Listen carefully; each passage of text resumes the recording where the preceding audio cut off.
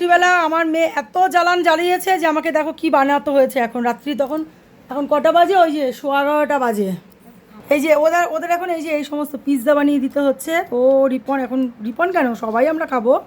এই যে এখন কাটছেন মানে মা কী বলবো বানাও বানাও যখন বানিয়ে দেবো তখন আর বাবুর গিলতে ইচ্ছা করে না মানে কিছু খেতে ইচ্ছা করে না। ওই যে কাটাকাটি হচ্ছে কী রে ঠিক আছে বানানো গরম আপাতত। ও গরম আপাতত কটা খাবি কটা খাবি বল একটা আপাতত খেতে দাও তুই কটা খাবি আমি একটা খাবো। কেন একটা কেন খাবি দুটো খা না না একটা খাবো।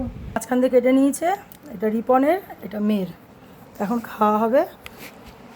এই যে সব আয়োজন সাজ সরঞ্জাম এই যে আর এই যে এখানে বসানো রাত বেরাত না এই সমস্ত ঝামেলা আর ভালো লাগে না। এদিকে এত গরম দেখো ঘাম দিচ্ছে মেয়েটা একটু বোঝে না গো কার কার বাচ্চা এরকম করে একটু জানিও আর করে দিলে খায় না তার আবার খেতে ইচ্ছা করে না।